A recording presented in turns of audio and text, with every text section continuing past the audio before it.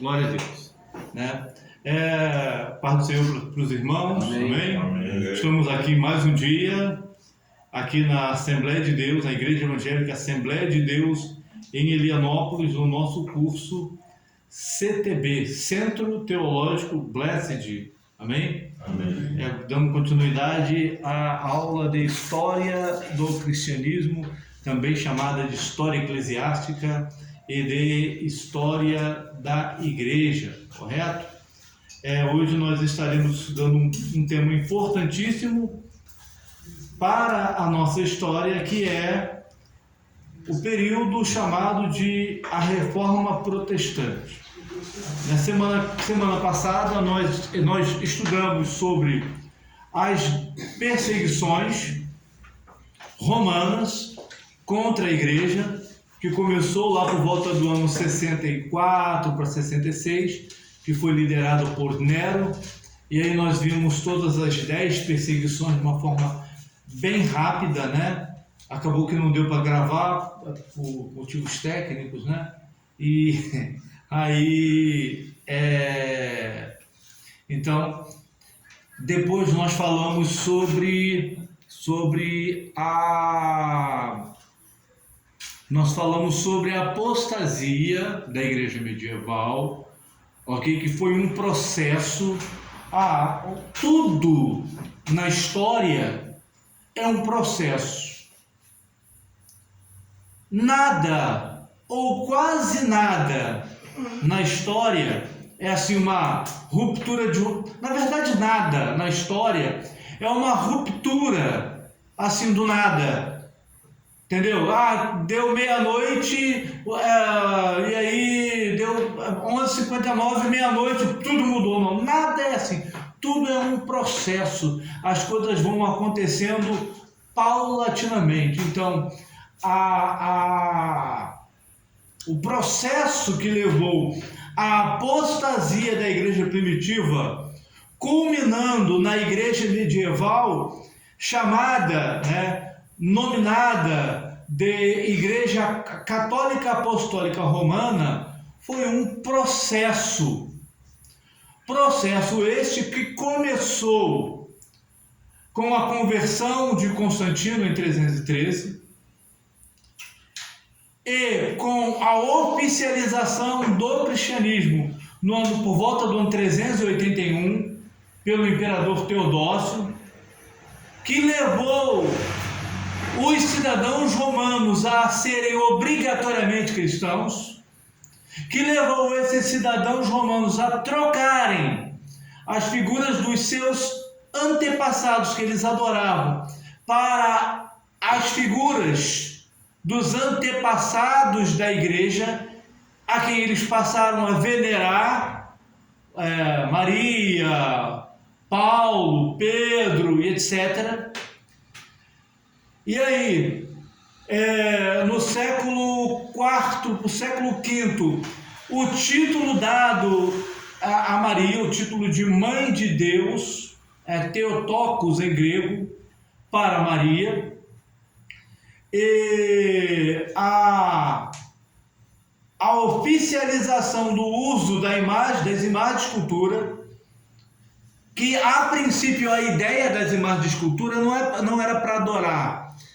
A ideia era de ser usada as imagens de escultura para que as pessoas que não tivessem acesso à leitura pudessem ter uma percepção do Evangelho através daquelas imagens, ok? E isso foi oficializado no século VI por Gregório o Grande, o primeiro Papa da história da Igreja.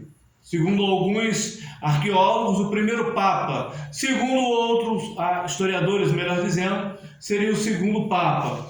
Mas o mais importante é a gente ver que a figura do Papa como chefe de todas as igrejas ocidentais se deu nesse período. Antes disso, não existia Papa com esta figura de autoridade sobre todas as igrejas do Ocidente. Isto começou no século VI, com Gregório Grande. Então, Gregório Grande, ele promulgou uma bula papal, ou seja, um documento escrito pelo Papa, oficializando o uso das imagens para que os cristãos que não tivessem acesso à leitura pudessem conhecer o Evangelho através daquelas imagens, ok? Porém, depois teve a oficialização, se não me engano, no século VII, teve a oficialização da veneração, do culto aos santos. E aí entra a parte da idolatria, ok? No século VIII, ou seja, no ano 800 antes de Cristo, final do século VIII, que o século VIII começa no ano 701, né, e vai até o ano 800. No ano 800, final do século VIII, teve um outro fator também importante que estabelece a igreja como figura de autoridade.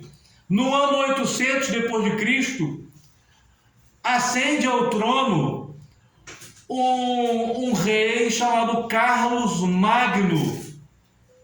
Ele era um franco da dinastia carolíngia, e ele funda a dinastia carolíngia. E ele faz um acordo com a igreja. Aliás, Pepino, que é o primeiro que faz o acordo com a igreja, anterior a ele. Pepino faz esse acordo.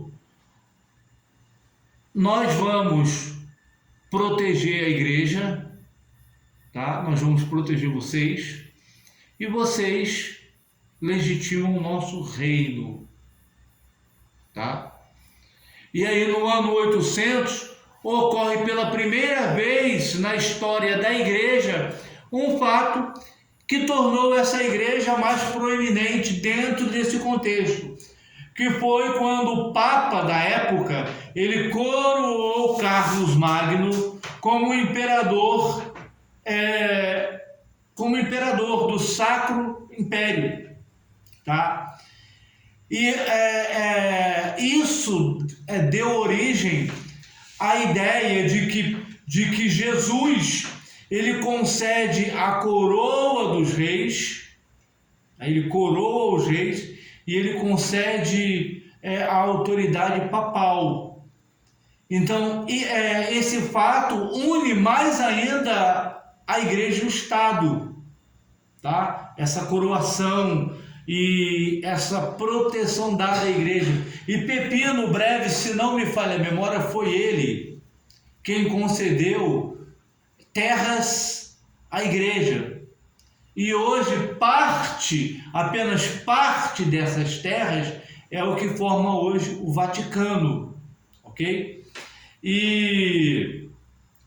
Mas bem, aí essa situação levou à apostasia do cristianismo, ou ajudou a avançar a apostasia do cristianismo, dando origem à igreja medieval.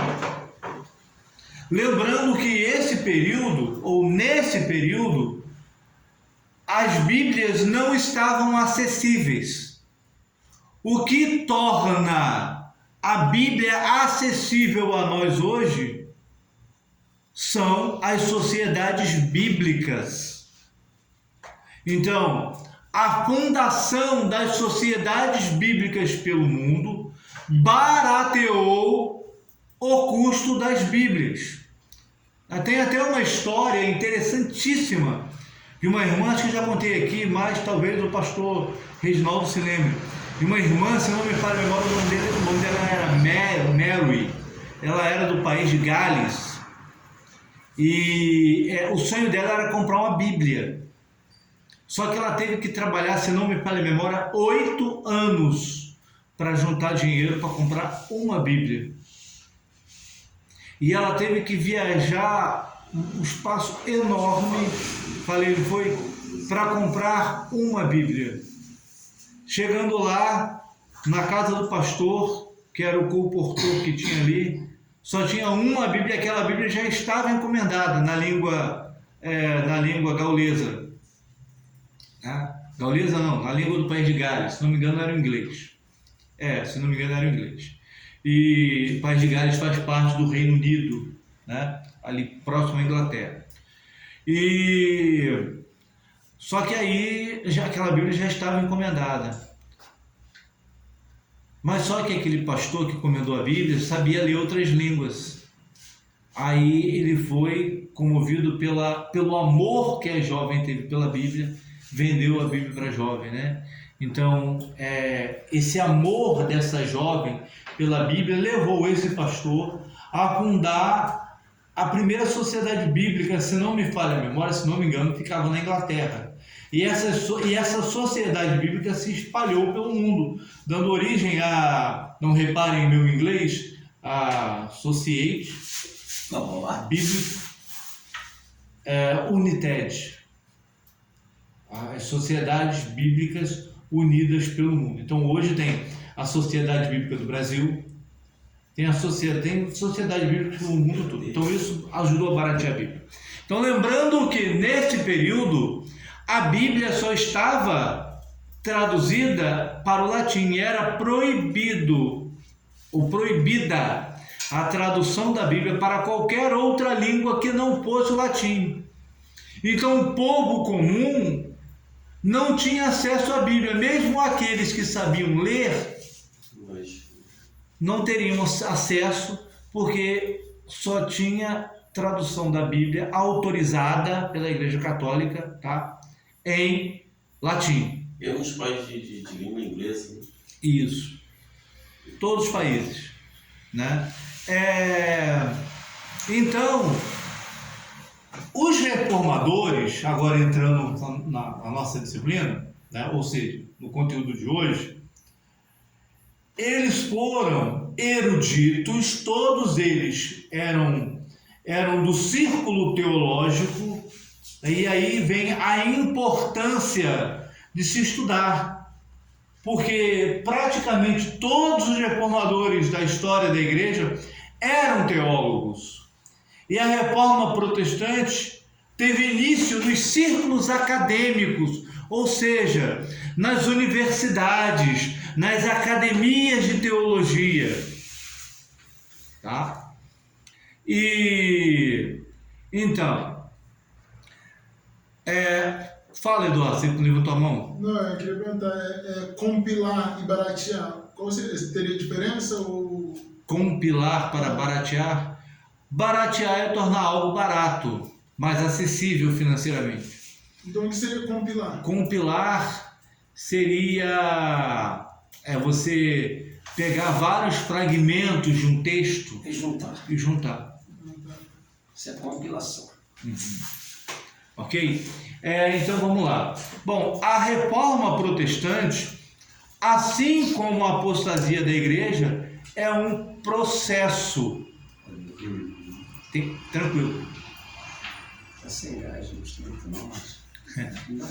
É um processo, tá? Então, esse processo, a reforma protestante, além de processo, foi um movimento cristão que não se sabe ao certo de onde ele irradiou-se, de onde ele se espalhou pelo mundo, tá? Por quê? Porque não se sabe com toda certeza quem foi o primeiro reformador. Tudo indica, ou pelo menos é o que se sabe até agora, até novos estudos, novos achados virem à tona, que o primeiro grupo de reformadores surgiu com o grupo dos valdenses. Eles, na verdade, segundo alguns historiadores, principalmente adventistas, o grupo dos valdenses já existia mesmo antes de serem chamados de valdenses. Ok? Por que isso? Porque Pedro Valdos foi o nome do líder mais famoso, tá? Que foi lá diante do Papa da época e pediu ao Papa para o Papa reconhecer a ordem dos valdenses, assim como haviam sido reconhecidas as ordens dos franciscanos, as ordens dos dominicanos, né? Dos beneditinos. Só que o Papa fez uma pergunta um tanto quanto capciosa para Pedro Valdos. Tá? E aí Pedro Valdos respondeu de forma positiva, e aí ele foi condenado. Ele sofreu, o grupo sofreu a Inquisição, sofreu perseguição e mortes, tá? O grupo dos valdenses. Eles se refugiaram nos Alpes, nas montanhas lá da Europa, e eles fundaram escolas chamada a Escola dos Barbas. Eles tinham uma Bíblia em linguagem própria, tá? E é interessante que eles tinham uma missão. Tá? Cada família tinha a missão de decorar um livro inteiro da Bíblia. Um livro inteiro da Bíblia. Por quê? Caso eles sofressem perseguição, né? Na hora de eles copiarem a próxima Bíblia, né? Sobreviventes dessas famílias teria como ditar, tá? Cada livro da Bíblia para eles, ok? Então, o que define um reformador? Um reformador protestante se define por... Está no livro. Primeiro, tá? Se eu não lembrar de tudo, tá tudo aí no livro. Primeiro, ter a necessidade de traduzir a Bíblia e tornar a Bíblia acessível para todos os cristãos. Segundo, está no livro, não precisa copiar porque está no livro. Segundo, reformar a doutrina da igreja, as doutrinas da igreja contrárias à palavra de Deus, contrárias ao padrão estabelecido no Novo Testamento, na Nova Aliança. Segundo, né? E terceiro, reformar a vida da igreja, ok? Reformar a vida dos líderes da igreja. E aí o livro nos conta que os papas desta época, eles eram terrivelmente pecadores. Os papas da época, eles mantinham amantes, não tinham celibato, como é que, né? Os papas, eles mantinham amantes, os papas, eles tinham filhos, e tem um papa da família dos Borgias. Tinha até uma série que passava uns anos atrás, os Borgias. Essa série é uma série histórica, é importante a gente assistir.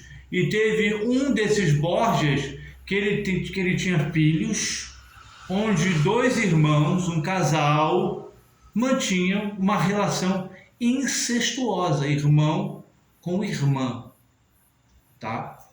Mantinha casos incestuosos.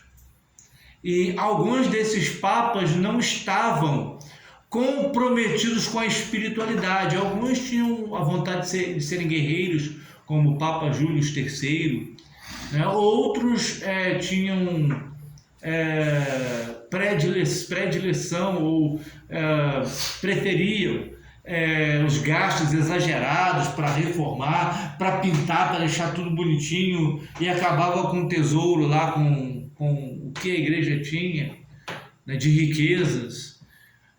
Então, essas coisas são importantes. Então, vamos lá. A pré-reforma também se deu, podemos colocar assim, alguns historiadores colocam que um dos primeiros pré-reformadores foi John Wycliffe. Ele era da Inglaterra, ele viveu no século XIV, mais ou menos aí de 1315, 1325 até 1380, aproximadamente, essa época. No livro acho que tem aí quando ele morreu e a data aproximada que ele nasceu. Se não me engano, eu já falei sobre ele semana passada, não falei? Ou não? Não falei não, né? Então, ele era uma pessoa que tinha uma mente extraordinária. Ele era um acadêmico, ele era professor, ele era doutor em teologia, ele era professor de teologia na Universidade de Oxford, uma das principais universidades da Inglaterra, tá? E uma das principais universidades do mundo.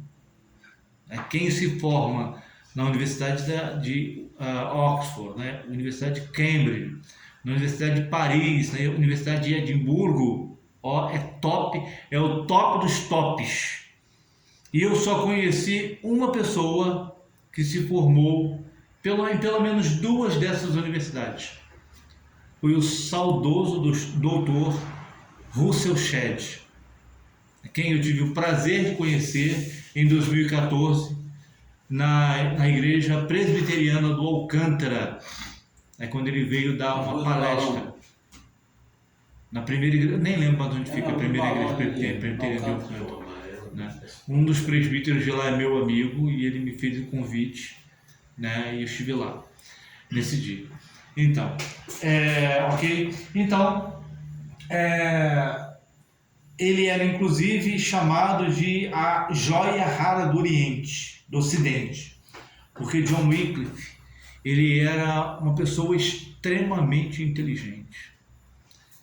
Ele, na época, o ambiente universitário era um ambiente, ainda é hoje, só que em menor proporção. Mas na época de John Wycliffe, a universidade era um ambiente de debates. Naquele tempo, o ambiente não era tanto da gente, do professor da aula e os alunos, né, copiarem. Isso tinha, mas não era tanto. E de depois reproduzirem nas provas, não. Era um ambiente de debates. E Wycliffe era uma pessoa tão inteligente, tão sábia, dentro da palavra de Deus, da filosofia da época, que ele conseguia vencer qualquer um em debate.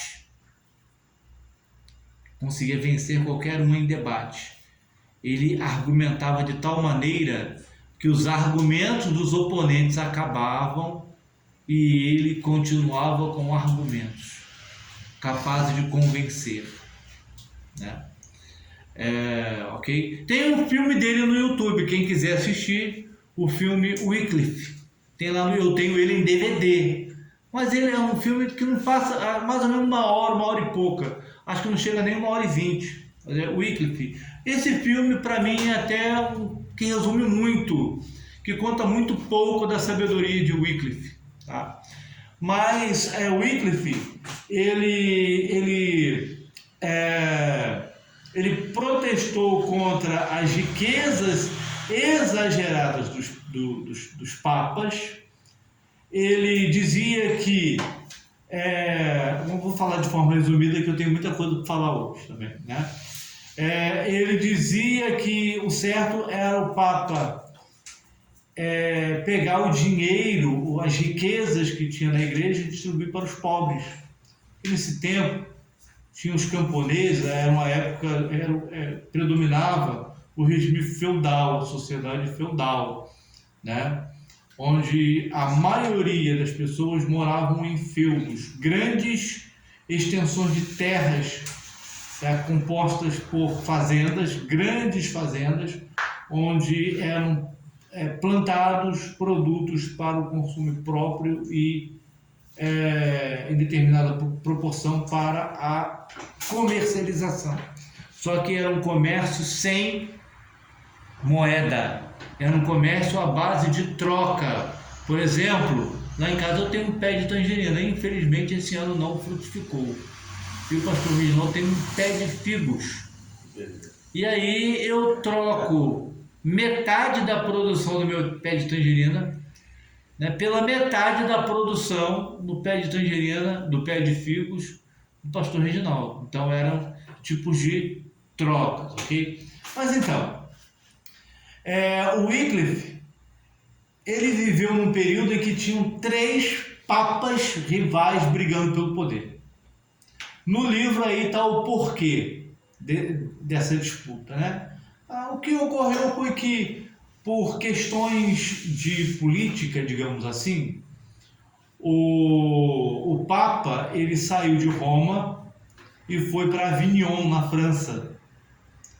Depois, o novo Papa ele resolveu voltar para Roma e aí foi eleito um novo Papa ali em Roma. Só que o bispado ali da França não concordou muito com o Papa e aí eles elegeram o próprio Papa deles. Aí tinha 2 papas lutando pelo poder, o Papa da França e o Papa de Roma.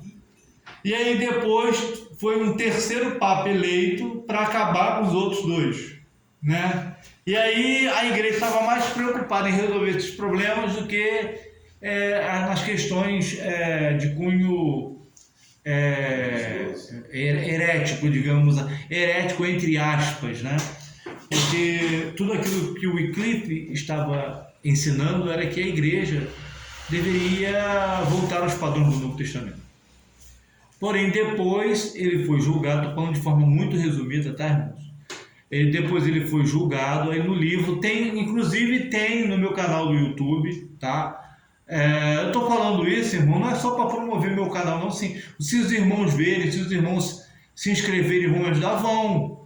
E meu canal do YouTube eu não ganho nada por ele. Eu já escrevi lá, eu acho. Você, a maioria já, acho que o pastor Reginaldo também, acho que a maioria dos irmãos já se inscreveram. Faltou só um não escrever. Não tem problema não, tá? Eu estou brincando com você. Mas se o irmão puder, aí fica à vontade. Então, já fica me à vontade. inscrevi desde outra vez. Foi, é verdade, desde a primeira vez. Verdade. Aí lá tem um vídeo sobre a reforma de Wycliffe. Tem lá um vídeo sobre o Wycliffe. É antigo, deve ter mais ou menos aí uns 4 anos, né? Ou 5, mas tem lá. Tem um lá que conta pormenores, inclusive, do ministério de Wycliffe e do contexto da vida de Wycliffe, do ministério de Wycliffe. Tá? E depois ele é julgado, ele passa por 2 julgamentos. Um julgamento é na igreja de São Paulo, onde ele é salvo desse julgamento, ou seja, ele passa por um livramento ali, né? E depois um outro julgamento em Lambeth. E em Lambeth ele é condenado, ele perde sua licença na Universidade de Oxford, e ele era reitor na igreja de Lutterworth, e para lá ele vai exercer ali o ministério da palavra, e ele cria um grupo, uma vez professor, sempre professor, né? Ele cria um grupo chamado, esse grupo foi apelidado de os Lollards. A palavra Lollard, segundo alguns, significa os reis mongóis, né? Ou algo parecido com os que protestam, né? Digamos assim. E ele enviou esse grupo de pregadores por toda a Inglaterra, tá? E aí depois, só que antes de ele enviar esse grupo de pregadores, ele traduz o Novo Testamento.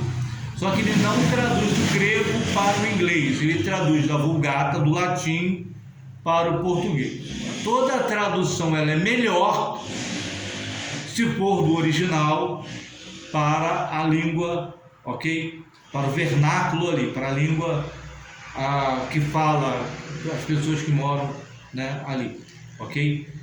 Então toda a tradução de uma língua não original para outra não é tão boa quanto a tradução do original para a língua materna, ok? Mas aí era o que ele tinha na época, nesse período, século XIV.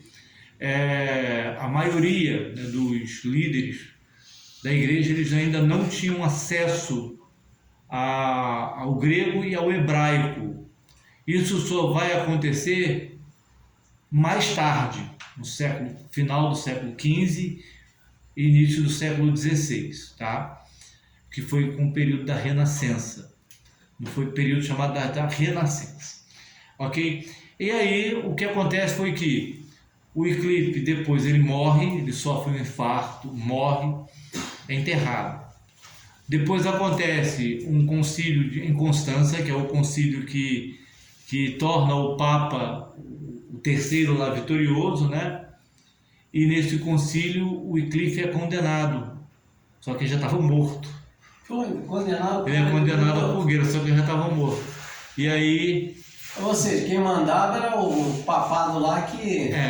era o papado que mandava. E o que fizeram? Exumaram o corpo para dele, queimar ele. pegaram os ossos e queimaram. Meu Deus. Hipocrisia, né? Rapaz. E aí, só que antes desse concílio, que já foi no século XV, né? Os escritos de Wycliffe influenciaram um pregador da Boêmia chamado Jan Hus. E Jan Hus começou a pregar na língua materna, na língua do povo da Boêmia. Ele começou a pregar a reforma da igreja também. Inclusive também tem o filme dele. Eu também não gostei muito não, porque resume muito, né, a sabedoria deles. Mas é um filme que vale a pena ver, né? O filme Jan Hus, o filme Hus. Mas tem vários documentários na televisão que falam sobre eles, tá? No YouTube. E Jan Hus, ele é convocado para esse concílio, e nesse mesmo concílio ele é condenado à fogueira. Ele também era um pré-reformador e ele morre queimado. E no mesmo local, é incrível que ele tinha um amigo chamado Jerônimo de Praga. E o Wycliffe Hus, ele pregava na capela de Praga, né? E esse amigo dele dizia para ele que se ele fosse condenado, o amigo iria com ele. Só que Hus já tinha sido condenado há 1 ano. E depois desse tempo ele foi